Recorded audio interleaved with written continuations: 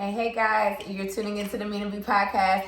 It's your girl Mina B, and I am back with yet another fun-filled episode. So where to find me is at the Mina B Podcast over on IG, streaming on multiple platforms for your listening pleasure: Anchor FM, Spotify, iHeartRadio, iTunes, and Apple Podcasts. So y'all already know.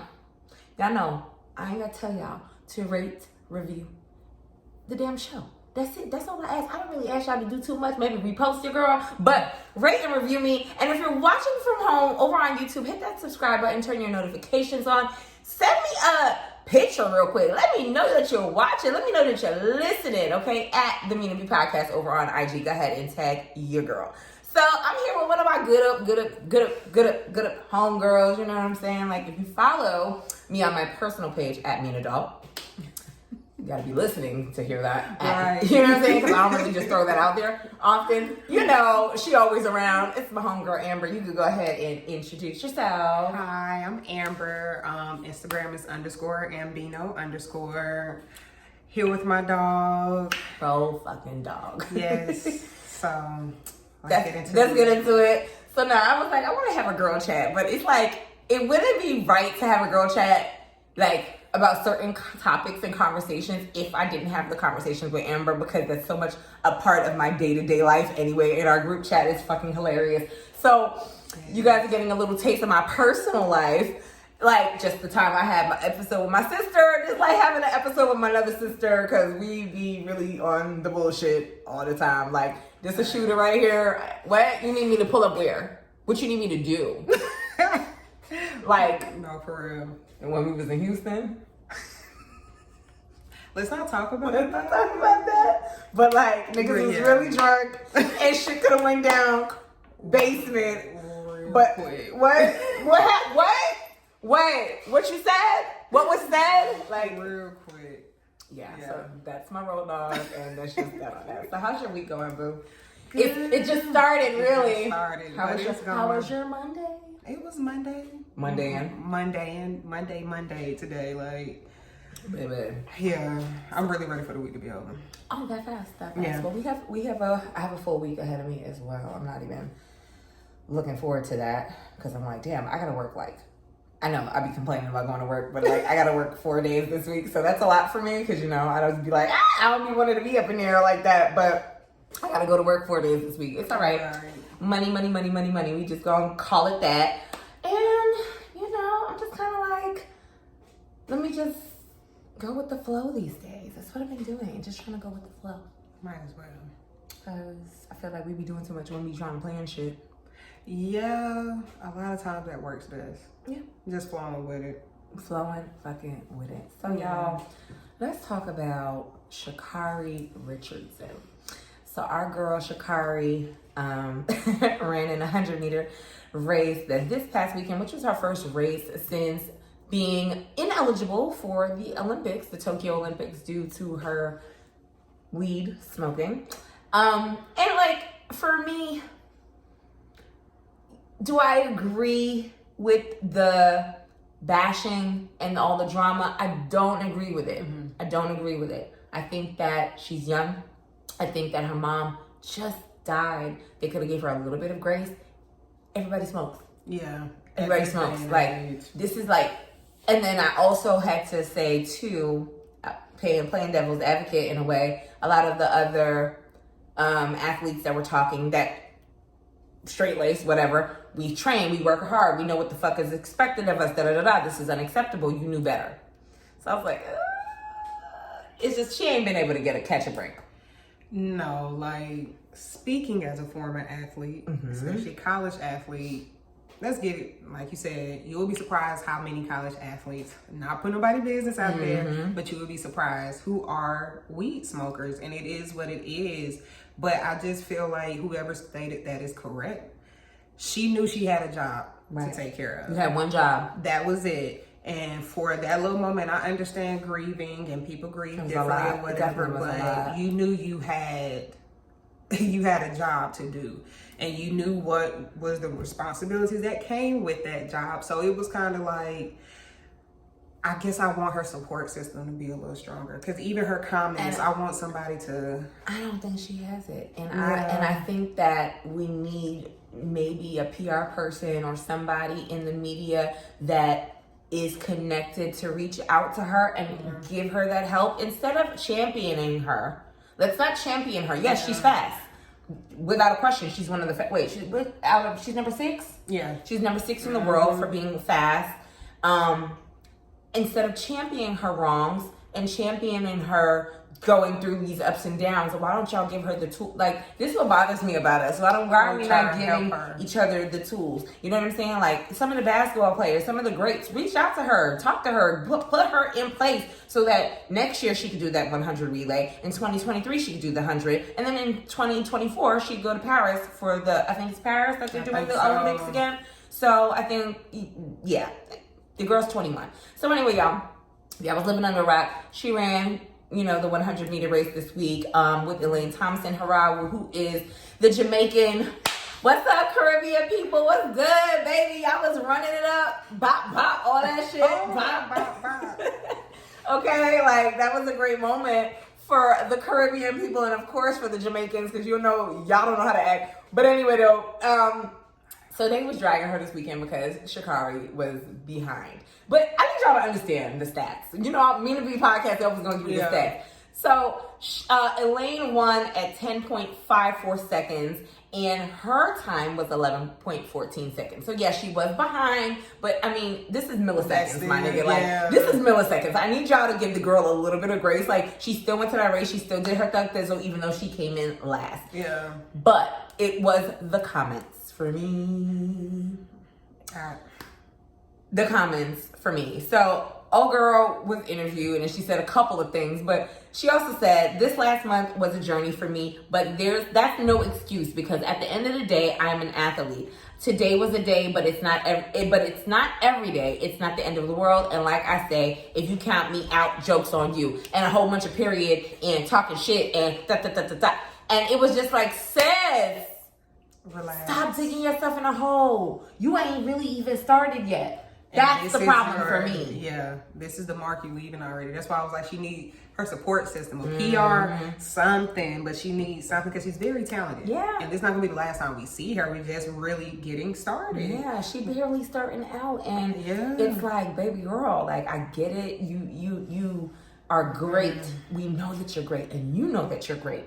But you going to have to, and I hate to say it, because I'm a big advocate for not humbling black women, especially black women that are doing what the fuck they need to do. But at 21, pipe fuck down. Just a little bit. Just a little bit, baby. Just a little bit. Yeah. Just a little bit. You know what I'm saying? I'm like, we over here giving passes, but we really shouldn't right now. We need to, as a community, get her together and respectfully. Because I feel like y'all, the social media, I think that's why she's so hyped and angry. Yeah. She's angry. It's a lot.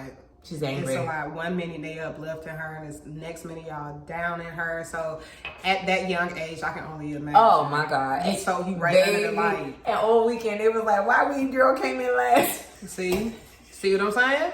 You see what? That's what. Bitch, when I see but mind you, they ain't put weed girl. They put weed gal because she was running against the gym. It was weed gal though. That's what I'm saying. So imagine her mental state for real. Bitch, I was dying. Like, no. I wasn't supposed to be, but I felt so bad. But sis, and everyone always wants to talk about Michael Phelps. But Michael Phelps, when Michael Phelps got caught doing his shit, he already had endorsements. He had already proven himself. Yeah. So my thing for Shakari Richardson, I want her to excel. I want her to prove herself. Like she said, it ain't over for her. Yeah. And it's not, but I need pipe down, focus, do your thing. Like, she's like a modern day FloJo. I love looking at FloJo as a kid. So I'm just like, sis, you almost could be there. Pipe the fuck down. Eat a little bit of humble. I was gonna say, you gotta keep it humble. Always just a little bit of humble pie, baby. It's too much hype. It's too much hype, and there's so much animosity in her voice. I'm like, sis, you gotta chill out. She's angry. She mad. Yeah, she mad at herself. But she said she's not mad at herself, baby. You're mad at yourself. Or something. You're mad at yourself, babe. Building up in her. She needs. I can only imagine. All right, now, so what are we watching? Because We always talk about what we're watching. We always talk about what we're watching. So what are you? We be on our shows as much as we do. Let me tell you something. As much as we do, bitches work. They bartend. She work a day job. She bartend. I got my shit going on, podcast and business. I still fucking bartend 3-4 times a week. We busy as hell, but we still find time to watch the shows. So, what are you watching right now that you would recommend to the Mina B Podcast listeners and viewers? Let's see. So, of course, I do Real Housewives. We're gonna get into that. Put a Ring on It. I don't know if I've ever told you about that, but Put a Ring on It is really, really. Wait, what's that? Wait, what? So it comes on okay, Oprah's network. It comes on. It's black people. Yes, okay, black people shit. Black people, and so it's pretty much you got a counselor. You have 3 couples. Okay. They're like long-term couples. Of course, it's put a ring on it because now the next thing, long-term relationship. What are we gonna do? But the twist is the therapist sends them on dates with other people. Yeah. So like a lot of these couples are living together. So like the dates and stuff are coming to the house to like pick them up. And that nigga like, boy, I will fucking kill you. Like, I'm gonna bust your shit. Like, nigga, I'm gonna hurt you. Like, don't touch my girl. It's very interesting. Like, especially the second season. It's interesting. And they're here, of course, in Atlanta. I honestly watched. Yes. This season is in Atlanta. I don't know if the first one was, but anything that's in Atlanta, I'll probably watch it. Because we just don't know. See, we just want to know what I'll probably watch it. Miss Pat. Okay, so tell us about Miss Pat. Miss Pat. You're the third person that's mentioned it to me, or I've seen it on social media. So tell us a little bit about Miss Pat's show. So, Miss Pat, she's a comedian. First of all, it's on streaming. It's a BET Plus show. Okay. So, one, that lets you know that it's real, raw, and uncut. Because it's on the streaming network. So when it's on the streaming network, oh wait, just like Netflix. Remember that show that we was watching? What? On the streaming app? Yeah, BET Plus. What was it? The one with Jill Scott? Oh, First Wives Club. Because that me and her finished that shit. No, but you was on season 1. I finished season 1 in like a day. Okay, and then you caught up to season 2? I'm caught up on season 2. I think I gotta finish maybe like 2 or 3 more episodes. Okay. Yeah. Baby, because she was watching season 1 on the Saturday or Sunday that I was watching season 2. And I'm telling you, that show is fucking hilarious. I was literally, I'm like, my neighbors probably think I'm a psycho. I was dying laughing like that. They were so funny. It's so juicy. Love that show. And the sex scenes are they're really good. Like, I was like, they're really good. Jesus Christ. Right. Wait, what is going on? Amber, pass me this Terramana. I need to let them know. This is not sponsored, y'all, but the good people at Terramana. But y'all can sponsor. Y'all can sponsor if y'all want to. But, you know, I was going to get us the Casamigas today. But my neighborhood liquor store, he was like, I don't have the small Casamigos. I said, okay. And I was like, I don't want a big bottle. I'm being cheap today. Okay. Period. And I said, he said, try the Terramana. And I remember seeing Terramana over on IG. Past Facts showed it. Spiritual Worlds showed it. I said, you know what? Baby, I'm going to buy this Terramana today. Reposado. Gluten-free, I believe. Is it? It is gluten-free. It's gluten-free. And I'm telling y'all, it tastes so good with this little pineapple juice, the Simply Tropical, aka glorified pineapple juice. So if the folks at Terramana see this and they would like to sponsor the Mina B Podcast, feel free to holler at your girl, okay? Okay. Yes. So BET Plus is more raw and uncut. Back to Miss Pat. So she's a comedian. Okay. She wrote a book. It makes me want to read her book because her book is based off her life. She turned into stand-up. So a lot of her jokes are really revolving around what she went through. So pretty much that's what the show is about. It's her life.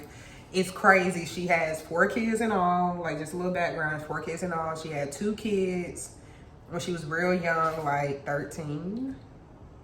If I'm not mistaken. Oh, she's pulling an Aretha.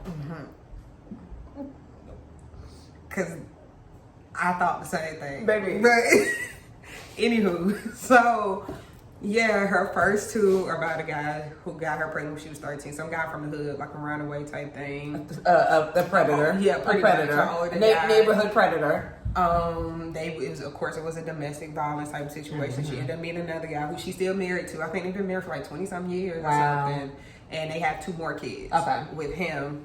She got a sister. Apparently, her and his sister, like, are felons. I think they hit a lick or something like that. Tammy Roman plays He's playing her her sister. I love Tammy Roman. And she actually does an excellent. Tammy is a very good actress. But a lot of people don't know They what don't she know was that. doing before all of that. But she used to have little fucking, like, the thing about it is Tammy may not have had a major role, but she always was on TV shows doing little roles here and there. So shout out to Tammy Roman. Yes. I love her. I love Tammy too. So Tammy was like, when you do this. don't do this. But somebody did that to me and got slapped, like on some real shit. You cannot do this. You can't do this. And I don't agree with all the things that Tammy did on them damn shows, but when you do this, I understand it. Because that means you want to fight. Okay? Shout out to TR. Don't do this. Okay. Me and my sister said the other day, yo, we need to run back Basketball Wives from back in the day, like running back on Hulu. I do that every once in a while. Every once in a while. I'll run it back. I'll run back Basketball Wives and she'll run back Housewives of Atlanta. I'll run them both back. Baby, and be dying laughing. Like, if you need a laugh, run back them fucking shows from the 2010, 2007 to 2015. Just about best seasons ever. I don't give a fuck what nobody says. Now I need to go home and watch that. Ooh, like, sorry, I started some shit.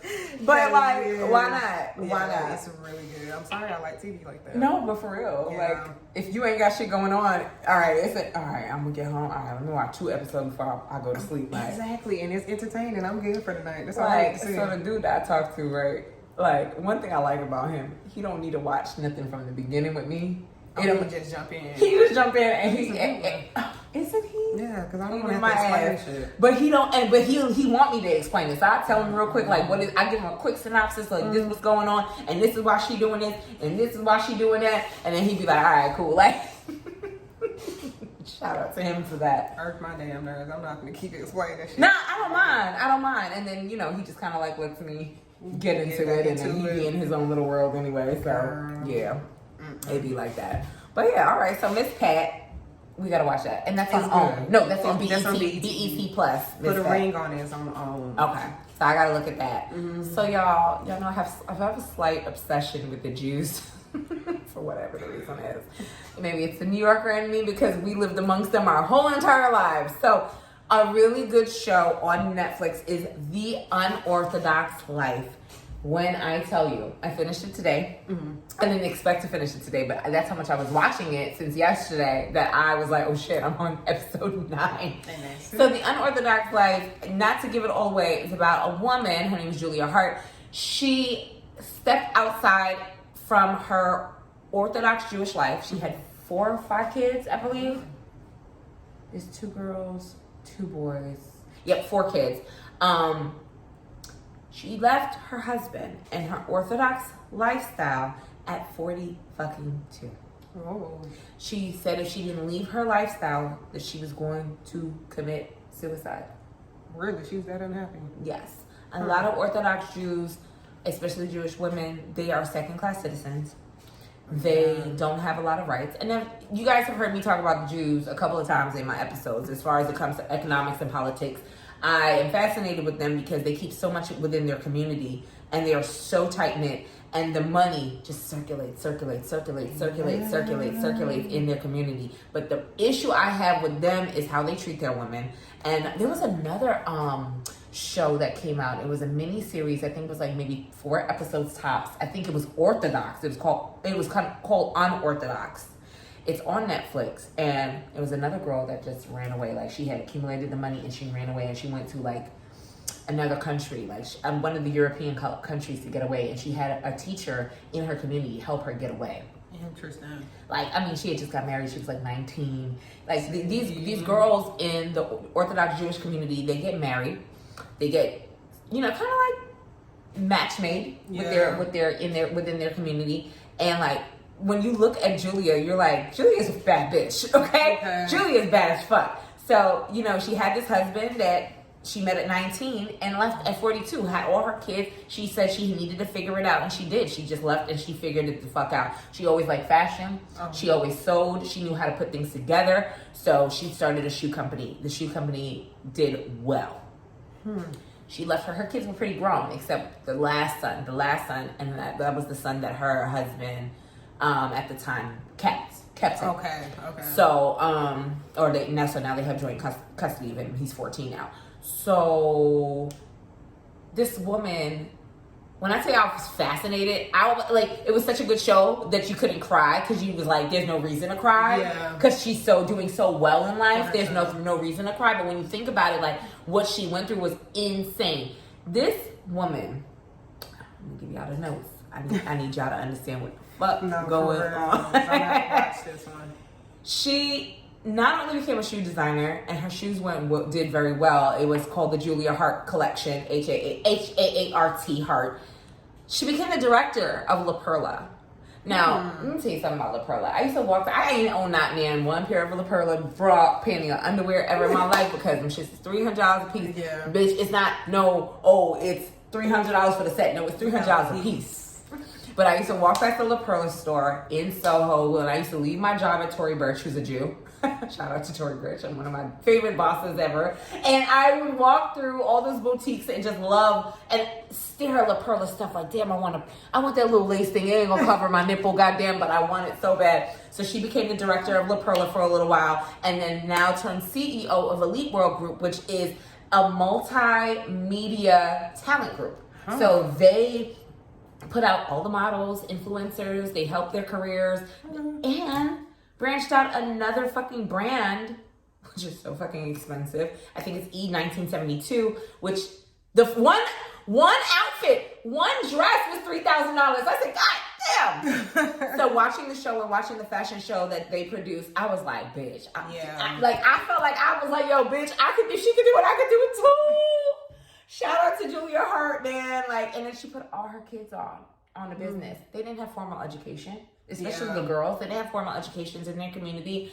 Her oldest son is still doing his LSATs, but he's gonna be a part of the company. Her daughter, they married her daughter at 19, the oldest one, Bathsheba, and she's a motherfucking influencer, 331,000 followers on Instagram, and she's killing it right now. I'm gonna have to go watch this. Bitch, when I tell you, everybody, please watch The Unorthodox Life on Netflix. If you want to be inspired by a businesswoman who turned her life upside down to make it fucking happen, not only for herself, but for her kids, please watch this.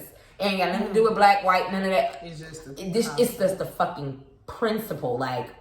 I'm fascinated with her. Yes, I'm fascinated with her. That's what it was. Scrolling past it so many times, I didn't think to watch it, but I need to. Fascinated. Once I found out it was about the Jewish, I'd be like, oh, it's about the Jews. Let me see. Oh my God. I'm fascinated by their community because it's like I said, they do really well at every fucking thing. Yeah, and even though even though the women go through what they go through, their dynamics, it's very interesting. It's very interesting. I dated a Jew for 2 seconds. Interesting. How was that? Well, he was Orthodox, Black Orthodox at that, but he kind of stepped away from his family as well. Wait, he stepped away prior to y'all meeting? Mm-hmm. Okay. That's why he met me. Very true. Because there's no way that would have happened. Okay. And he was interesting. He was cool. I learned a lot about the community, and I think that's probably why I'm so interested in what they got going on, because I never knew. But of course, they don't talk about the blacks that are a part of that community, whether they're here in America or in Israel, not Israel, in, I don't want to say the Middle East. I'm going to say it wrong, and I don't want to say the wrong thing, but yeah, it is what it is. But he talked to me one day, and he asked me, he was like, if we were to be married, would you convert? I said no.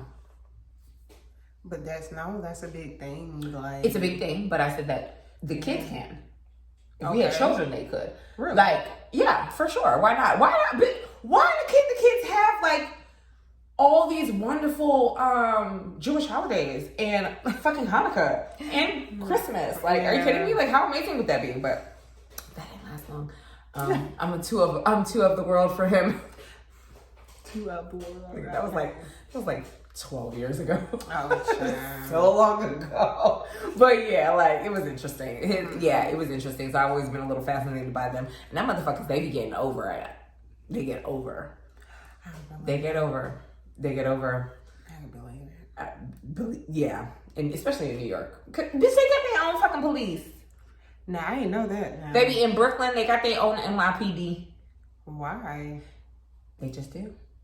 Is like their jurisdiction just the Jewish community type shit, or? Yeah, wow. Like you see their wagons on Eastern Parkway in Crown Heights, and it's legit like a little, like there's like little NYPD wagons that be driving around. Like they have their own little wagon, and they got like the fucking, I don't know their language or whatever the fuck, Hebrew or whatever the fuck, and it's on there. Like, yeah, they have their own. That's wild. Yeah, they have a lot of their own things. I've talked about it in past episodes when it comes to politics and politics. They gets it in. Now, yeah, they the gets Jewish it in. Community, They gets it in. You know, a lot of people want the black community to kind of model after the Jewish community. I'm gonna be honest with you.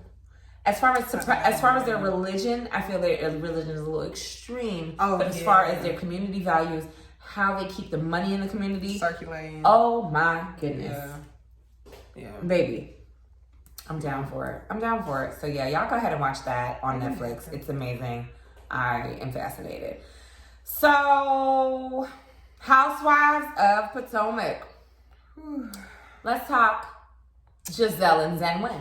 Oh, child, So, spoiler alert, if you are watching from home, y'all are listening, y'all already know I'm about to get into it. So, Giselle has a conversation with Ashley after Ashley just gave birth to her newborn son. Giselle popped over there. That was 2 episodes ago. Mm-hmm. They're talking, they're kikiing, and she says, "So did you hear about what?" Basically, and they were talking about Wendy being a little bit different this season. I have to agree, she's a little bit different. She's like a city girl right now. Maybe she's playing with a little fashion. Maybe she's going through a little depression. Maybe she's going through a little midlife. In Wendy's defense, she just had a baby last year. Listen. 2 sons, a baby, and another baby. And a career. Yeah. That's a lot. She got a lot going on. Professor, all that. She got a lot going on. So, we always say we want it all until it's like, it's a lot. And if you don't have that support system from your husband, from your parents, let's say she doesn't, but it could be a lot. It could be a burden. So, there's a couple of things that's different about Wendy this season. Of course, with the plastic surgery, the titties, the ass, she got a whole BBL. Like, she done revamped her shape because she ain't really had no booty before. She didn't. I had more than her. So, I'm sick of it. She Nigerian. She's supposed to have more. Not a wall. This ain't a wall, baby. But you know how it goes. So, anyway, in true Ashley and Giselle fashion, they're talking about what's going on with Wendy. And then Giselle brings up that one of the blogs said that the husband, what's his name? Eddie. That Eddie had extramarital affairs that produced a kid. Right. So, speed up to this trip to Virginia, some fucking weird that they went. I forget where. Yeah. Williamsburg or something like that. I think it was Williamsburg. Ashley comes on the trip for a day. Mm-hmm. And carries the water with her from Potomac to say, well, me and Giselle were talking and this is what was said about Eddie. Ma'am, I'm not justifying what Giselle did. But everybody knows Giselle's role and everybody knows that Ashley is messy. But bitch, you just had a baby. The baby just fell out your pussy a week ago. Why the fuck are you carrying this shit on the girls' trip? Because they're miserable. I'm like, what? I think her and Giselle are the most 2 miserable ones on this show. More miserable than Robin? I think no one's more miserable than Robin, baby. Baby. Let me tell you something. That Juan Dixon ever pull up to Atlanta. You don't want to get your ass out of bed, girl? You better shake He said that's unattractive. I will be up at 6 o'clock in the morning the next day. If I had a Juan Dixon, let me tell you something about me. Let me tell you something about me. Granted, they've been through some things, and I definitely believe that Juan cheated on her. Like, especially since they've not been recently. Since they've been divorced. Absolutely. Because remember, I don't know, a couple of seasons back, and he was like, he was talking to producers, and they had caught the audio, and he was like, he didn't want to do this, and all this other that, like he didn't know if he wanted to be with her or deal with her and stuff like that. And I'm like, they've been together since they've been kids. Like, they have really grown apart. Robin has fucked up financially. Yeah. And didn't really help him out.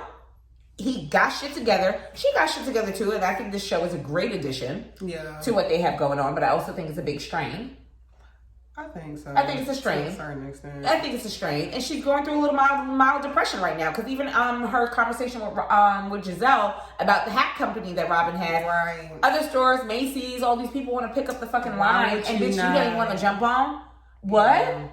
Because she probably is. She said she has a lot of self-doubt. And a lot of self-doubt comes from depression and you know, the lack of self-worth. So it's just like, damn, girl, baby, if I had a Juan Dixon. Yeah, but I don't give a fuck if he getting up and say his breakfast is made, his lunch is packed, his coffee is made out of that Keurig over there. Baby, what? I had a Juan Dixon in my house?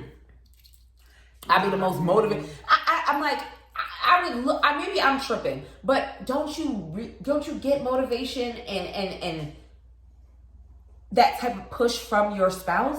You're supposed to, absolutely. I think so. Which I think that's what a partnership is. I think that I love that idea. That's something that I strive for in my relationship. So I'm just like, what the fuck? Yeah, no, I agree. I think it is supposed to be like that. But she also said something in the last episode when she was talking to Giselle.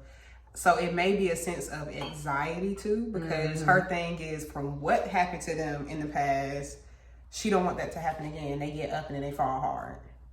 But baby, you know better now. And that's what Giselle was telling her. That was the one thing I could agree with. And Giselle. I understand. Like, she know better. Yeah, we're a little older now. We're different now. You're not in that space. You're not that girl anymore. Yeah. You're not that girl anymore. You're not so irresponsible. Yes. So it does, but Giselle is miserable. Because if I'm going to visit my homegirl who just gave birth to her baby, the last thing that I want to talk about is a blog that I saw about a so-called, because Wendy and Giselle didn't always have beef now. No, they were really cool. You get what I'm saying? Cool. That's like you seeing something in the blogs, Mina, about me, and you gonna go talk to somebody else. You know we cool, but I ain't that cool with her. If I'm your homegirl like that, all you gotta do is just call me. Just pull me to the side. That's why I say I don't like how Giselle handles her stuff. Yeah. I don't like that. Okay. You right about that. I think you right about that. Messy. She is the bone collector. She carrying way more bones than that Sheree. She by Sheree. Who was that who had the fashion show with no fashion? I love the one. Who said that? Right. Who said that? Who said that? I gotta go back and watch some Who gonna check me, boo? Oh! Girl, that episode was wild. I remember that episode. What was the episode? And the meme with Sheree, and Sheree be sitting there like this.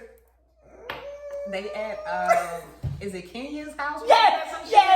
And the AC went on. AC went on, and I think Portia had walked in. You know, that was the scene where Portia had all them bags. She said, yes. Messy boots. Like, I love you that Sheree Whitfield. Sheree and fucking Giselle need to do a show together, okay? And that's my thing. But I think, I don't know, it's something about the way that Sheree delivers her bones compared to... Sheree hit you with the, well, I heard that Giselle Giselle comes out like she's attacking you in a sense. And then she'll turn around and say, but Wendy, this is not an attack. Well, you a little aggressive. Wait, Wendy, this is not an attack. You're a little aggressive, man. I was just telling you. Like, this is Giselle. This is verbatim Giselle. She's sitting there drinking a drink, right? So she's sitting there drinking a drink. What are we... But what are you mad about? I'm not understanding. But wait, you talking to me? What are you talking to me? You talking to me? Like, Giselle being for the shit. Like, she almost like, but then, so, Wendy and all of them, they sitting down now in the group setting. When did Ashley bring it up? I'm trying to remember. Wait, now. No, Ashley brought it up to Wendy separately. About the blog? Yes. But Ashley got out that fucking Nissan Armada with shit on her mind. Like, she got out that car. Mind you, if I'm not mistaken, it seemed like she was literally not even afford it. She didn't even stay the night. No. She left. Yeah. You get what I'm saying? Yeah. So when Ashley got there, remember they went to lunch. Right. Right. She said something then about the conversation that was had at dinner that you weren't a part of. And that's and Candace, Candace shady ass. Candace was like, she went there 2 minutes. How's she already talking about something that? But Ashley did the same thing with Monique and Candace when they had to fight. Bitch, you wasn't there. You was in the bathroom. Why are you so invested? You literally had no eyes on that. You're going off of hearsay. Like, why are you that invested? And she was so invested and was so quick to try and take up for Giselle. And but Giselle can be a little messy ass. But Giselle and Ashley, they asses is one and the same. So that be the shit. That be the shit right there. I just didn't agree with it. I didn't, and I agree with Wendy going off on them. Wendy said, I'm putting your ass on notice. She wanted to fight. Sis said, fuck these cameras. She wanted to fight so bad. Her voice was shaking. Cameras. She was very upset. Very upset. And I get it. I totally get it. I totally get it. Like you ain't talking about my man, nigga. You talking about my husband. And we good. And she said, don't fuck with my family. Exactly. And I feel like Giselle and Ashley should have been even more understanding because y'all have it in the blogs. Yeah. So if y'all were that understanding, that whole conversation would have took place. They want everybody to go through the same shit that they've gone through because Michael has been disgustingly embarrassing since day one. Since the first fucking season. He's a disgusting man. He's a nasty man. It's all about him. And you sitting up there having babies with him, you bum ass bitch. Or maybe there's something that let me tell you something. Bitches like Ashley, they know what the fuck the prenup say. So that's probably why she's locked and loaded because she don't got two of his fucking kids. Done. So she said, yeah, if I don't bust these babies, I'm not gonna get nothing out of the fucking stress and embarrassment that I've gone through. I brought this opportunity to add money to the repertoire for both of us. Now he's well-to-do. It is what it is. Yeah, you could tell she was a sugar baby. Of course. That's what the fuck her role was. Of course. I think they met in a bar. She was a bartender or something like that. Ashley, Ashley a little trashy. You know that. You want to see her mama. Her and them Coronas, man. Baby drinking Coronas. Get the fuck out of here, bitch. Ew. That is not Patomic classy, but okay. That's what threw me off. Okay. But you already know what time it is. So she made sure she lined shit up because he was so fucking embarrassing after y'all got brought this opportunity. I'm giving a salary. I'm, giving the tea. I'm doing all the shit on the show. And you're adding to it. So now I have to fucking play this role and take the shit that I know you be doing. Exactly. Come on now. Come on now. So she solidified her place by having those babies back to back. And I am not mad at you, Ashley. You get what the fuck you gotta get. And that's just that. She did that thing back to back. No. You've been pregnant back to back. Every year. Bitch, you doing a good job, bitch. You doing a good job.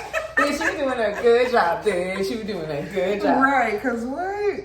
I don't know, and I do, but I still think that she's miserable. Oh, absolutely. And of course, Giselle is miserable. Baby, because her man just. What did she think was gonna happen by getting back with Jamal? That's what you call insane. Pastor or no pastor, pastors are whore bags, nigga. I was gonna say them be the ones, the church men, the church boys, preacher kids, PKs, all of them deacons, bishops. PKs, it didn't matter if there was a boy or a girl. PKs are the fucking work, baby. I dated a PK, and his daddy wanted him to take over his church because his daddy wasn't doing well. He was a lot older, and I promise you, love him. We are cool. If I seen him in town, I'd be like, bro, let's go have an old fashioned. Let's go kick the shit. But you a hoe ass nigga. You doing the most, and I don't have time for it. I'm telling you, them be the ones. I just knew I was gonna get my life together. I was like, I'm gonna get my life together. This is before I started the podcast. Be the first lady? Before I started, I was gonna be a first lady. Girl. I just knew I would. I don't even want that type of pressure. Baby, I wanted that pressure for three whole seconds. I wanted that pressure, and then I birthed the Mina B Podcast, and that shit went on downhill because. Cause soon as first lady don't show up to church on Sunday, I don't need nobody calling me because I don't want to come. I ain't want to be there. That don't mean I don't love him. I done had a fight. We done had a fight. I don't want to be there. He was with another bitch. So I'm supposed to just sit in the pool, girl. Baby, you gotta sit right there, sit on that with your feet crossed like this, next to the motherboard. And if you got your skirt on, you gotta have your prayer cloth. Don't be showing too much flesh, sister Amber. Sister Johnson. Ooh, I don't even want that type of pressure. My name was about to be Sister Power. Girl. And we was gonna get that like, Listen, hat on and shit. baby, I wanted to get a hat so bad. Baby, walking in there with them 3 And I remember I was going to a non-denominational church at the time, and he knew about it. It was in Queens, and he knew about it. And he said, "I'm gonna go to church with you one day." I said, "Come, you go to church with me one day, and I'll go to church with you one day." Right. I was so down. Amber. Cause you know my church, you could go to church in your little jeans on, but see, I used to go with my jeans on, make sure I had a really good pump, Right. a blazer, Keep it cute. Still Ooh, keep it and then me cute. and Okay. praise the Lord, shout out to Highland Church of Jamaica, Queens. But yeah, I really thought I for like 3 whole seconds. 3. No, ma'am. 3. I don't even. A politician's wife. I don't want to do, especially politicians. Ooh, child. Yeah, no. Cause he gonna have to set me up nice. Cause the bullshit they do and go through, no. Yeah. Not supposed to just stand there and A smile with my. politician's wife. I'm trying to see if I dated anybody that was in politics. No. Politics. I knew people who were very tight. No, I never did. But pop, I think I personally stay away from guys. Yeah. Like that. That's just not my. Yeah, tell me he was. Them and preachers. I don't. Nothing against them. Been there, done that. But I don't. Been That's there, just done not my that. style. Won't do it again. I won't do that. And again. cops. I don't think I will ever date a cop. Although my father is one. I don't think I ever will. I never dated a cop. I don't think I could date a cop. I never dated. I dated a fireman. I could do that. I could And I was so flexible and understanding. You know him. Really? Yeah. Okay. You met him. I don't know. I think we'll discuss. It's not for y'all. But yeah, I was like, oh, he's so wholesome. He's great. You know, we had a disconnect. We cool as fuck, but we had a It disconnect. just wasn't there. It just wasn't there. Like a little bit too strong for that man. But one thing I'll say, he could attest to that. I was understanding of that bum ass schedule though. I was finna say, I was very understanding of that schedule. I know that schedule was crazy. Baby. I know. We did. And that's why I told him, I was like, nigga, we do everything on your terms. Like, I'm cool as a fan. Yeah. Cool as a fan. Take me out to eat. We got a curfew because you got to get up at 5. That's cool because I got to get up at 6. It's fine. It worked. It worked. Like, relax. Girl, He gonna no. be singing for the rest of his life. Anyway. He may find somebody. Maybe. He may find somebody good. No, I'm playing. I ain't got no time to play with him. I can't. So yeah. Basically in a nutshell, we have to wait to see what happens next week on Housewives of Patomic. I can't wait. I'm like, what else is there at this point? Because that was good. That was really good. I want to see it because you know how they show like the previews of what's to come in the first episode.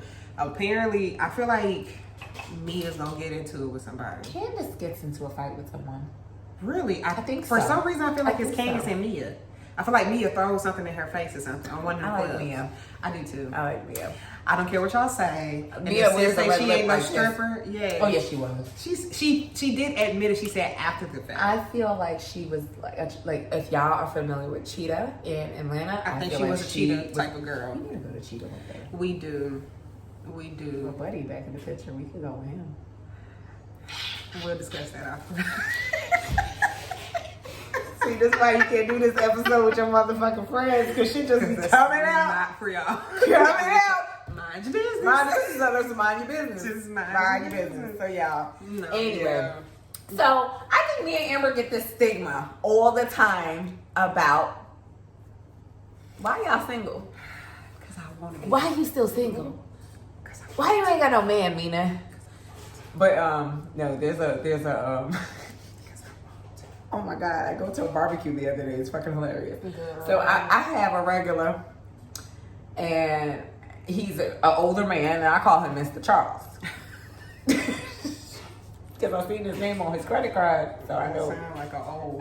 He's an older man. So every time Mr. Charles sees me, I tell Mr. Charles, Mr. Charles, you know I'm married. He said, you never got no ring on. I said, I'll wear my good jewelry to the bar.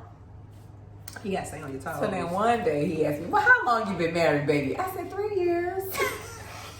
Just lying. Lying. Just lying. Lying like hell, but just to let this old man leave me alone and give me my $20 tip. No, because he don't drink. So he order a little food eat. and then he'll, give, nigga, I need that 20. Give me that motherfucking 20. God damn it. 20 on a 20. Bitch, I take it. God damn it. So anyway, he said 3 years. He said, so 3 years. He said, so what else you do? I said, this it. Because, I don't want to go into a conversation about my life. I said, this it. He said, this all you do. He take good care of you there. I said, he takes great care of me, Mr. Charles. Honestly, he's a great husband. You could have had a whole sugar daddy. I don't want him. Every sugar daddy gonna want some sugar eventually. So. And that ain't, baby, Mr. Charles is older than my father. They may be a year or two apart. Nah, maybe. That's too. Mr. Charles is old. There's yuck. Ew.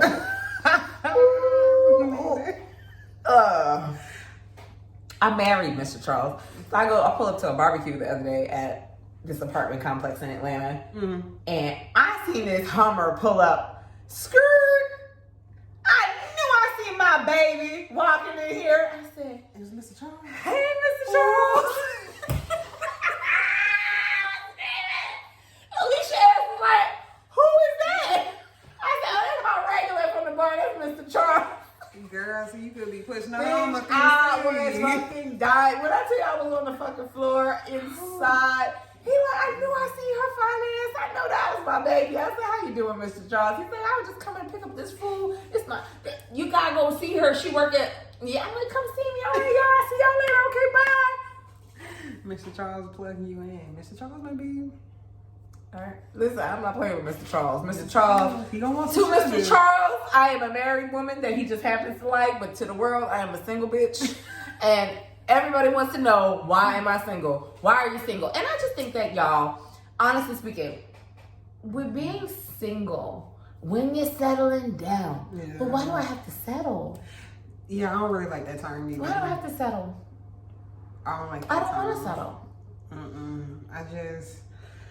I ain't necessarily looking for nobody to check off all my check boxes, because let's be 100. It's not going to happen. Yeah, but I really haven't found no one to really hold my attention like that for real, or really talk about it, friend. Put in enough effort to make me want to say, well, shit, we can really do this. He's showing me this.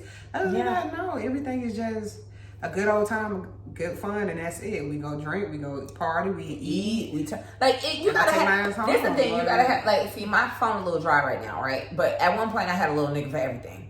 I had the nigga that was sugaring. Yep. Up here, the nigga that I really like, and then it was everybody else. Yep. And then now it's the nigga that I really like, a nigga that pay me attention, and a nigga that texts me. And it's and I could ignore all three of them easily and effortlessly, because I've just been kind of happy by myself. That too, I'm happy comfortable being by myself. Yeah, but y'all, for the listeners and viewers of the Mina B Podcast, this is a couple of reasons why motherfuckers are single. Why is someone's happiness attached to another person for y'all? Why is that so important? I think when we sitting here asking people that have been single for a while, now I want to say there's a percentage of motherfuckers that are just set in their ways and all of that. I definitely believe that. But I also feel as though you have to learn yourself. You know what I'm saying? And I feel maybe I enjoy my peace. Maybe I just enjoy my peace. If someone is coming into my life, they have to be at peace with themselves. Yeah, to fuck with me. Definitely. I'm definitely at peace with myself. I'm working, bitch. I'm in therapy. I'm working on my traumas. I know what the fuck I got going on. I know what works, what don't work. I know what my bank account look like. I know I got my credit good, but I'm I gotta do a little bit better. But you know what I'm saying? I know what I have going on.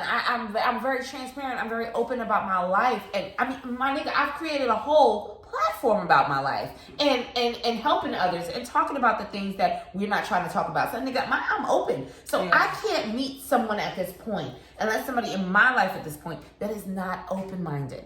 You know what I mean? Niggas is phased that you got a little show and you talk about everything. Yeah, a lot. Just because you don't want to talk about things, just because you are not comfortable with yourself, that's an insecurity that's based on you. That don't got nothing to do with Mina B. Yeah. Nothing to do. I mean, I don't know. I'm healing. I'm going through the motions. That too. I'm making sure I do the things that I need to do for myself. I sleep very good at night. That part. I sleep with my mouth open, snoring. So at the end of the day, I don't want to be with nobody that I can't fully and utterly be myself with. Right. I agree, and that's why I stay single. That Why you stay single, Amber? I'm not a clingy person. You're an Aquarius. Don't get it twisted. Cause when I'm about you and I'm for you, you ain't gotta question that. Like it is what it is. I'll be all lovey-dovey, but I just feel like I'm also an organic type of person. It gotta flow right. It have to flow. I don't like just putting pressure on something, trying to force it. I realized that about you the other day. Yeah, I don't like that. We met a mutual friend, my good friend, and she just wasn't having it with him at all. And I realized that my friend really just can't go with the flow. It gotta feel good, and if it don't feel good, she ain't fucking with it. No, it felt. And I wasn't mad at it. I wasn't mad at it at all. It felt so. Yeah, forced. I wasn't mad at it at all. I get it. I had just met that dude. I felt like he thought we had been married for 5 Baby. years. Like I can't. Like most guys I meet, a lot of them feel like I'm just supposed to stop what I'm doing, just always and fucking roll over and die because they are fucking I got shit interested. going on. No, I'm not. You got a whole fucking career. Like, are you kidding me? Yeah, so I mean, don't get it twisted. I know how to make time, just like I would hope he know how to make time, because I want you to be busy and occupied doing your thing. Right, not worry about what the fuck I got going on 24/7. But don't text me, then text me again later with the emoji eyes and oh for real? Yes, I'm tired. I'm asleep. One, you're not my man, so this what you're displaying to me. You don't pay no bills in my house. This ain't even painting a picture of me to say I want it. Like, you really trashing yourself. Like, just let me be. Just go with the flow, bro. Yeah. If we turn into that type of dating phase where we're talking all the time, and I've had that. We can FaceTime all the time. We can text until we tired. Yeah. I'm gonna text you at the wee hours of the morning. Right. It is what and, it is. You know, it's something so important to have that relationship with somebody and not feel like, oh, you can't text them whenever. I'm going through something right now. Okay, perfect example. A couple of weeks ago, I went through a little car situation. I was so sad. You know, I was so sad about it. And I'm sitting here like, I ain't even tell the dude I was dating at the time. He probably still don't know. But I'm such a boss bitch. Called a mechanic, got the shit going. All right, can you pull up? Do I need a tow truck? Oh no, you're gonna come to me. It's mobile. Okay, cool. How much is the money? All right, I'll have the money available to you. It was just like boom, boom, boom, done. I've come to a point where I do so much for myself, by myself. I don't even think twice to talk to a nigga about it. The only nigga I'm talking to shit about is my daddy. Facts. Big facts. My dad and my brother, and I'm the only two men. Like, I'll really break down. Like, peel the layers back, let you know what I got going on. I need and I'm things. thinking like, Daddy, what you think it is? Yeah. You think it's the starter? But you know, when I got the car, I ain't had no problem with that car. He said, Mina, you just hit 85,000 miles. I said, I know, but I never had a problem with this car. What is it? He ain't even here. He in New York. He can't tell me, you know. So he's like, here's a couple of scenarios. Go see what they say. Oh, but I felt the way. I ain't told the nigga. Cause guess who got the money in the bank? Me. Yeah. I didn't need it. I needed the money. I was just like, I was so depressed. I was like, oh God, I just want to get rid of it. I want a brand new car. I want a fucking Benz. Fuck this shit. I fucking hate car repairs. Once I have a car repair, I'm like, oh, I want a new car immediately. I don't want to be bothered with it. Yeah. But it is what it is. But I'm like, I realized, I was like, yo, and maybe I'm a little spoiled by my ex, but I'm so used to having someone that I can lean on when I don't feel like I can lean on you, when I don't even have the slightest inkling. I'm like, yeah, fuck that shit. I'll call my daddy and I'll figure it out myself. Right. That's the big thing I got to get out of. I am a daddy's girl. I'm a daddy's girl. I don't care. If I call that man in the middle of the night and tell him I need my tire changed, he will be there in 10 minutes. Pajamas at all, it don't matter. He finna change his tire. I'm finna get home back home. Period. Like, no. I don't have to. And I think that's the thing about it is because we have fathers that did a lot for us, we kind of look at men a little funny because it's like, a lot of y'all ain't raised right. I've said this on previous episodes. I'll continue to say it. A lot of y'all ain't raised right, or a lot of y'all didn't have proper relationships or didn't have dads at home, so y'all don't necessarily know how to. And y'all have kids. That's the crazy part. A lot of y'all have kids, but y'all don't know how to treat the women in your lives. Like, I hate talking about this thing, but my ex was one of those motherfuckers, like, he knew how to treat me. Mm-hmm. Even if he wasn't around, because he lived in another state, and he just knew how to treat me. Yeah. Like, I don't even know what else to say about it. Like, he knew how to treat me. So it's just like, between him and my dad. Yeah, what am I? What the fuck are we talking about? You know what I'm saying? Like, no. And he always used to say, like, you're a great kid. You're a great daughter. You're a great kid to your parents. I was like, yeah, because they were great parents to me. Regardless of what we gone through, they are always there for me, even in adulthood. You know what I'm saying? Like, if I really fucking need them. And if they need me, I'll drop any and everything. So I'm just like, I want the same from my nigga. And if I can't have that nigga, then yes, I'm going to be single. Because there's just little things that you see in men that you kind of just be like, do I really want to deal with this? Is this really what I want? I'll deal with you when I feel like. Exactly. Because I'll deal with you when I feel like. Y'all be having the baggage. Ain't always the women. Men got a lot of baggage these days. They got a lot going on. And also, they don't want to unpack it. Mm-hmm. But also the emotional shit, their traumas. A lot of, again, and I say this a million times over and over, y'all need to take y'all meds. And I'm not talking about in the physical term. I'm talking about taking the time to have someone that y'all could talk to bounce ideas off of, vent, or even taking that extra step to go into a counselor or a fucking therapist. Because y'all don't fucking deal with the traumas and the shit that y'all have gone through, and then y'all expect women to want to be with y'all. I can't crave a man that don't give nothing to me, and I'm not talking about finance. No, you can't be my friend. Yeah. You can't pour into me. You can't figure out a way to like just. And I'm like, the thing that bothers me about that, I'm such a cool bitch. Yeah. I got niggas that tell me, yo, you so cool. I thought you'd be down. Yeah. You thought wrong. You thought wrong. I know I'm cool. I understand, but I do have boundaries, so don't overstep. Right. Okay? But really and truly, I just be like, damn, like I'm a cool ass bitch, like, and I'm a human at first. So it's just like, for me not to understand, or for you not to be able to talk to me about certain things, it just be like, bro, what are we doing? Yeah. And why are we having sex? In the first place. Why? If that's the case, why are we having sex? No, I agree. I definitely agree. But I don't want to talk about that because I feel like most men, not all, but I feel like most men, that's how they're supposed to base the level of seriousness on a relationship, I guess, or to them that's quality time, that's giving something. But you gotta give me more than sex. Honestly, it gotta be more than finances. I'm exhausted, bro. Yeah, like, cause honestly, that's the thing now. Most cats, I've had so many dudes like, yeah, I do this for my lady X, Y, and Z. Okay, but you don't have a lady now, and you in my face trying to pretty much win me over. So you're telling me things that you used to do for a girl who's no longer here. So obviously, that's all you can offer. I need you to offer a little bit more, like. Because if you just want to be that type of guy and just want to be the one to spend money and send me money, then I just mind your business. Looking at her phone.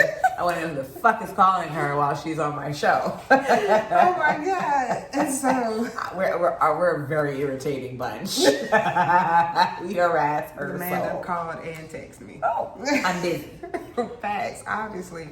But even stuff like that irks my nerves. Yeah. I'm sorry. Yeah, no, I get it. Like back to back, like obviously I'm doing respect the fact that I have something going on. Respect that. That's it. Like keeping it 100. What is it? Almost 9:00. I've been at work all day. Nigga, I could be winding down and going. Yes. I could have had some dinner, took a shower, washed my hair. Goddamn, like just let me relax, or maybe I just want to disconnect from the world for a minute. My phone might be on Do Not Disturb. Respect that, bro. I seen a post like that on IG, and I agree with it so much. Like, we gotta normalize the fact that just because I'm free or off doesn't mean it's time for me to just no, that's my free time. My personal time and my availability. What is it? And availability. My time and availability. My time off and my availability are two different things. That don't mean nothing. It means absolutely nothing. No. It stresses me out. But you said something that's important, and it kind of goes into the next topic that I wanted to touch base on. I want to talk about over-sexualization in our relationships and situationships. I get it, y'all. Men, fellas, I understand. Sex is important.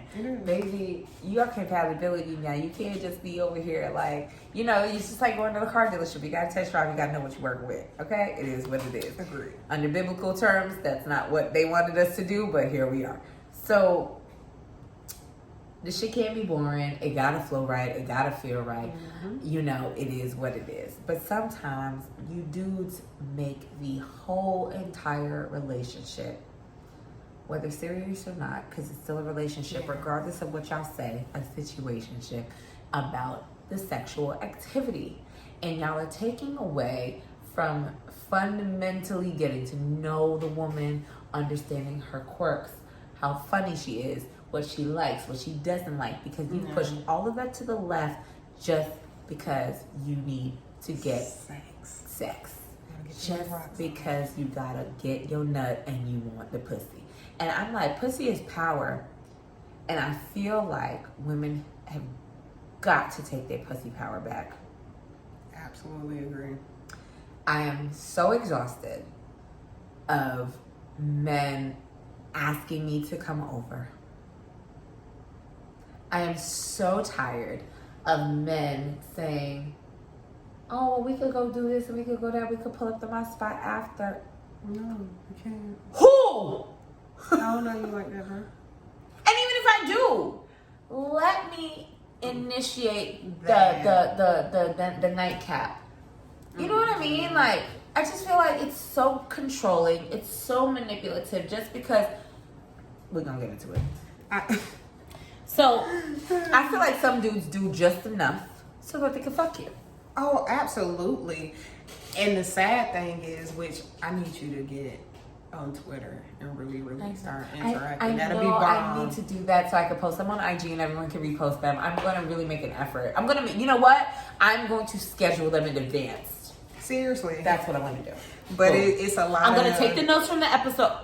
Boom, watch. Okay, you just encouraged me. I'm for real. No, seriously. So, like, that is one of the, a big topic on Twitter. Like, if a guy takes a girl out on a date, like, pretty much are they expecting sex? And I think a lot of them do that. So if I'm...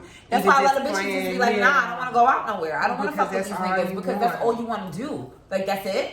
I've had a gazillion guys sliding DMs, on Twitter, Instagram, Facebook, whatever have you. And they, hassle you up and down. When you let me take you out? When you let me take you out? Then when you get them a little task, well, you let me know. I'm free on X, Y, and Z. Right. You let me know. You don't hear nothing. You don't hear nothing. Crickets. So what? Crickets. And then, you can just pull up. No, I can't. No, I can't. I cannot pull up. I can't. Because that's not what I want to do. And obviously, you had different goals, so you should have just said that. Keep it 100. Let me tell you something. I love, and this is why I'm doing a deep eye roll. I love a man that is tapped in and wants your company. He ain't even fazed by the pussy because he could probably get it. Yes. Effortlessly. And 9 times out of 10, he gonna get it because he done did the sapiosexual thing, got intellectually right with you, spent time getting to know you, talking to you, having conversations, talking about the things that are uncomfortable, and just building. Just genuinely building. Like, bruh, like, come on. But somehow, y'all niggas, some way, gotta take me home to fuck me. Or try to take me home to fuck me. I'm not saying that nobody's just out here fucking me. Like, let's be fucking crystal clear about that. But it's just like, it's like y'all take away from building bonds because y'all just jump over all of the fucking important shit just to fucking have sex. And it's like, I I'm missing the substance, y'all. I'm missing the substance. I hate it. Like I said, like I'm talking to somebody right now and I had something going on and I didn't reach out. But it's just like, I'm not used to that. Yeah. So now I feel like, oh, I can't reach out because I feel like that's not where we're at. And it kind of fucks with me because it's just like, well, damn, should I be fucking with you because we don't communicate effectively? Or not let me not say that. Not that we don't communicate effectively. It's just that we have walls up. Okay. And I have a wall up right now because I feel like he got a wall up. Well, then fuck it, nigga. You don't talk to me about shit. I ain't talk shit to you about shit. The fuck, you don't want to fucking give it to me. I'm not about to give it to you. I'll fuck with you when I fucking feel like it. Yeah. That attitude be like, and I hate it. It's technically it's toxic. As fuck. It's toxic because it's like you're being a creature of reciprocity, but just because someone's showing you something that's negative, but at the same time they don't even know that they're doing it. Yeah. And you're afraid to tell them. So y'all just keep going. Y'all gonna keep doing the same thing. And then, I'm the cancer in me to stop fucking answering at some point. Yeah, but you're answering again. Well, right now, yes, but I'm just saying when I am over it, it's gonna be done. Fuck. No holler at me. Cause I just was like, listen. I just like sometimes I feel defeated in a way because I'm like I don't want to date nobody else, but then I just be like, like can I get a little bit more? Or just a little bit, a little bit. Like I'm just maybe, and I don't want to sit here and say I'm spoiled by past relationships that didn't work out, but at the end of the day, I am because this is I'm used to being treated a certain way. I'm used to being treated. I'm used to having a friendship. Like I have no issues with none of my ex. Well, I don't talk to that one, but everybody else, any nigga I used to talk to, I'm cool with all of them niggas, and it's cause we cool. Whether we're cool, like it's cool. There ain't no issues. For the most part, there ain't no issues. My last ex were very, very cordial with one another, and that's healthy. But I think it's because of the way we broke up. It wasn't no cheating. It wasn't no abuse. It wasn't no mistreatment. It was mutual. It was a mutual understanding. Yeah. I think we both we were growing in the relationship, but I think in order for us to really fully grow, and that shit may sound cliche as fuck, but that shit is for real, I believe it. We needed to separate, yeah. Right? Like, people don't never want to admit that relationships are work. Yeah. That's another reason I ain't ready for it. I got so much shit that I'm focusing on myself. Yeah. I actually had to tell a dude this the other day, Mina, no lie, like, buddy was texting me, calling me, and I really just want to be bothered with him, and I had to tell him, like, look, the time and attention you want right now, I can't give it to you, unfortunately. I'm not saying you're a bad guy or anything, but I just can't, I can't give that to you. Yeah. You want me to give you all this love and attention and affection and communication at your every moment because you at home. Okay, I'm at work. Sometimes when I get off this job, I go to the next job. Sometimes I just don't. And both of my jobs, I'm dealing with people, bro. Sometimes I don't want to deal with people. Maybe it's a lot. It's a lot to deal with. It's a lot. And the thing about it is like, y'all don't understand. Yes, the girl is cool. Yes, she has a great personality. Yes, she's sexy as fuck. Yes, she got a fat ass. All that whoop-de-woo. But sometimes all the attributes that we have, we want y'all to have some motherfucking attributes as well. Y'all fine, y'all got a couple of dollars, y'all may have a nice car or a house, y'all got status, niggas know y'all on IG, y'all are, in your community, you doing what the fuck you need to do. But when it comes down to it, when we get down to the nitty gritty, the nuts and berries of the fucking recipe, you lacking in so many areas because you're stunting in your growth. That's one. You don't know how to communicate. That's two. Number three, you always on the fucking sex shit because you cannot find nothing else with this woman that you like so much, that you want to be around so bad besides her pussy. Not even. Amber, how does that make a woman feel? Oh, nothing but like a sexual object. But I think too, that's a lot of times that's all these niggas have to give. So I've met a lot of cats like that, and vice versa. I got a lot of close homeboys. Now I've heard them say that you can find the baddest chick in the world. Okay. She can be boring as hell, no personality, no good conversation, no nothing. All y'all can do is just fuck off, have sex. She's a sexual being to you. She's a sexual object to you. And she might be okay with that because she not there. She ain't there. But I think that's the thing with these niggas. They don't want to really fix their mouths or admit that. But it's a lot of y'all. You got the money, you got the cars, you fine as hell. I met a lot of cute ass niggas. But damn, bro, I can't even really have a conversation with you. Like, it's just not it. I feel like, yeah, like, what all you got to really offer and give is sex. So let me ask you this. You got a bond with somebody, right? You got a bond. Y'all bonding. Y'all been bonded and, you're in the mix. Do you think that the sex strengthens the bond or weakens it when that is the majority of what y'all got going on? I think if it's understood that the bond is a sexual bond, then yes. However, I think both parties also have to be realistic with themselves. When you're constantly having sex with somebody like that, and if it's a sexual bond, you're continuously having sex with them. Okay? It just flows. So you all are going to continuously have sex. It ain't even got to be planned. It's just going to flow into it. It's going to happen, right. Because y'all bond is that strong. That's y'all chemistry, right? Yeah. It's sex. Y'all have the sexual chemistry. Right. The sexual attraction to one another. The sexual chemistry. But my thing is, and I don't think a lot of people can really play those roles. That's why anytime I have conversations with people it's always, are you mentally prepared? Yes, bitch. Because she's going to get you in your motherfucking feelings and you're going to be tight. And I try not to be like Amber, but I am like Amber, but I try not to be like Amber because this is my thing. I know me, and when I'm tired of being treated like a sexual object or whatever the fuck it is, I'm going to just put my phone on Do Not Disturb when it comes to you, and I'm not going to talk to you no more because I try not to be confrontational. Because I'm not nice. I'm not either. I'm not nice. When it come down to it, yeah, if I've communicated with you, if I've been all open, if I've been honest, if I have said that I like you, I'm feeling you, whatever the case may be, and I've given you open arms and you just shut me down or indirectly or whatever the fucking case may be, baby, I promise you, you're not going to be happy with me because when I shut down, I'm going to shut down. And when it does come down to it, I'm going to tell you, what nigga, you was just trying to fuck. So at the end of the day, what are we talking about? That's my thing. You don't want nothing else. So that's why I was like, people got to be real with themselves in them situations. And that's that part. You really got to be real with yourself. That's that part. Because let's keep it 100. Because sometimes sexual attraction is that strong. Y'all can have y'all first outing But my nigga, this is the thing. Hey. Not to cut you off, but like, I've had sexual attraction be so fucking strong that the nigga ended up being my boyfriend. What the fuck y'all talking about? But that's what...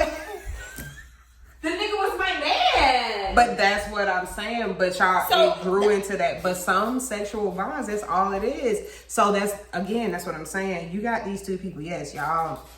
So y'all been fucking around real strong for about 3 months. Ooh, that's a long 90 time. 90 days. You feel me? That 90-day mark. But y'all the sex has been amazing for these 90 days. Y'all been knowing each other. Okay, let's keep it 100. Most of the times that you do have a sexual bond with somebody, y'all probably spent a couple nights together, probably spent a few weekends together. Y'all probably took a little vacation, sneaky link somewhere. But in that time, I feel like just being humans, you're eventually going to start talking, okay? So emotions finna start coming into play. So now we got to figure out what are we really doing, because we already know that when this shit started, we was just fucking.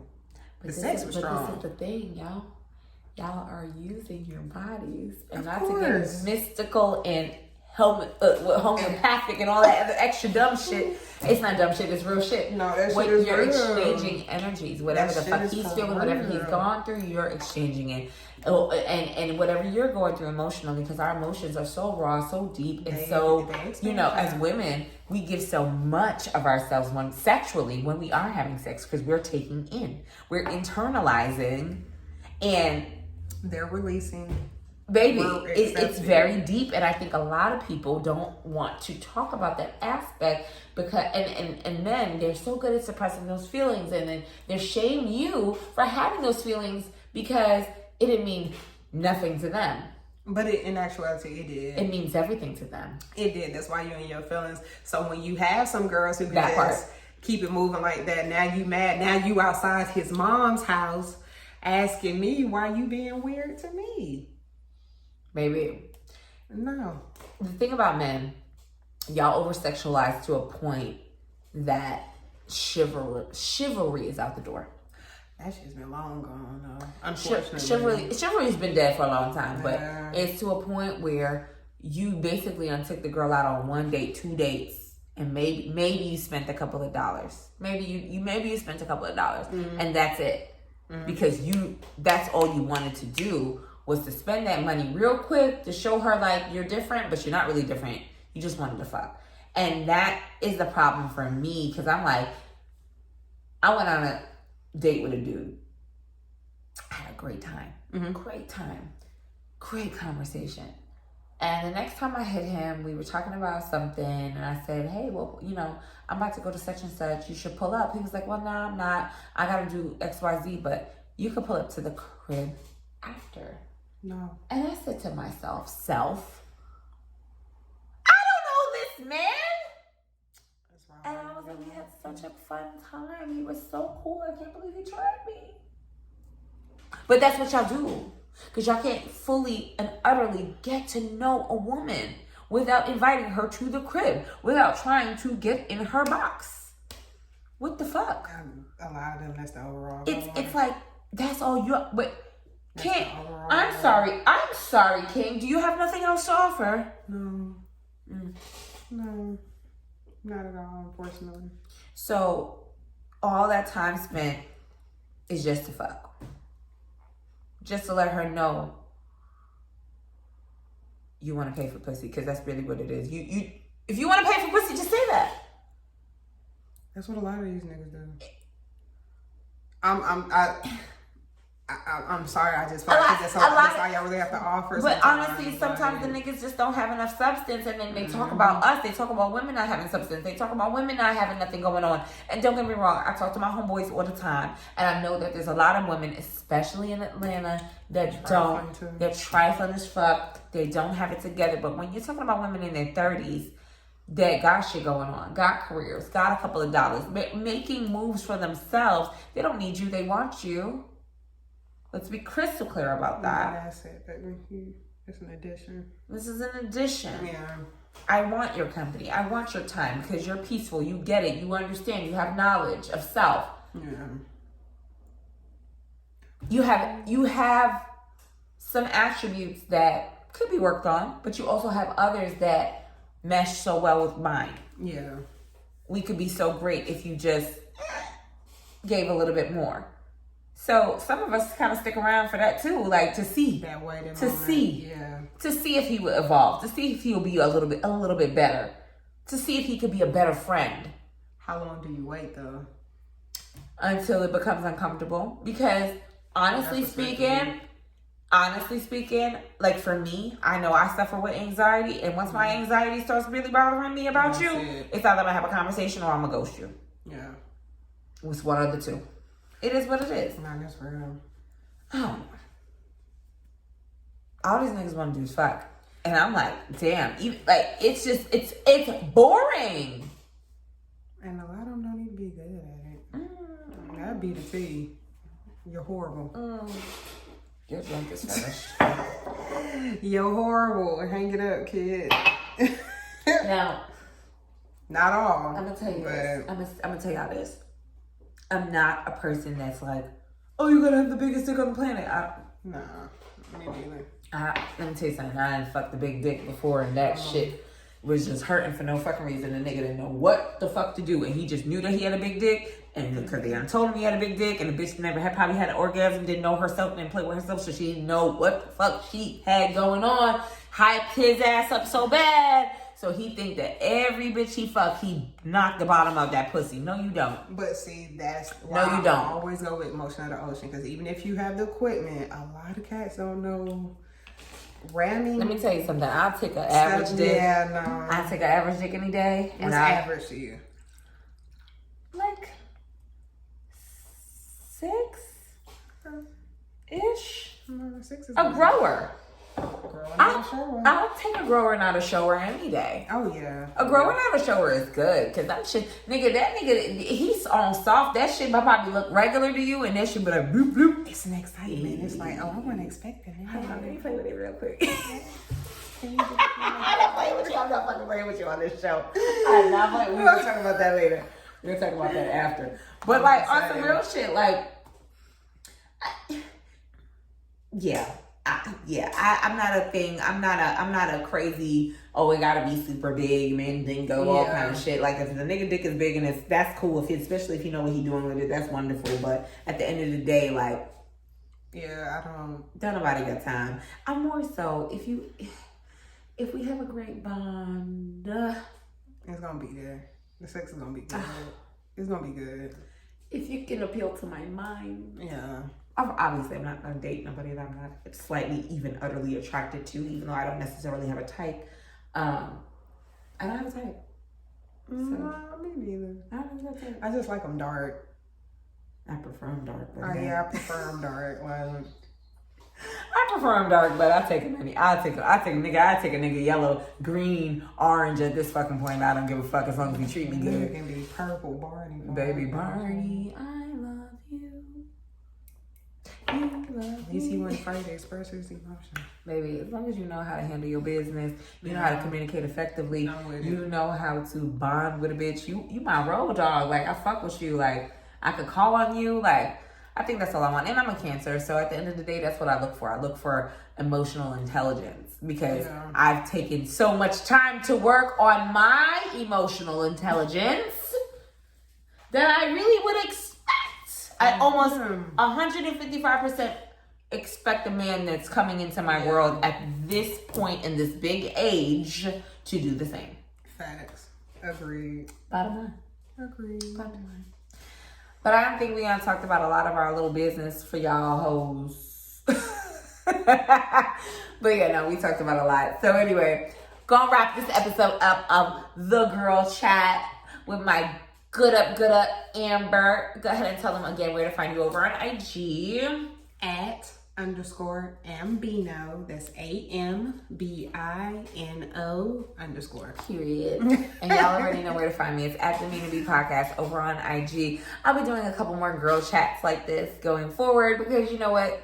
Spilling a little tea and talking a little trash never hurt nobody, and you know that's what the fuck we give over at the Mina B Podcast. But go ahead and make sure you guys subscribe to the YouTube channel. Hit me up, whether it's on a DM, email is askmina@gmail.com. Inquiries, sponsorships, you want to spend a couple of dollars with your girl, whatever it is, be sure to hit me up and be sure to like, share, subscribe, all that wonderful stuff. And thank you guys so much for fucking with the show. Highly appreciate it. And I will be back next week with a really dope episode that I'm so excited about. But anyway, y'all will see. Stay tuned. So anyway, y'all, holla at me. Bye.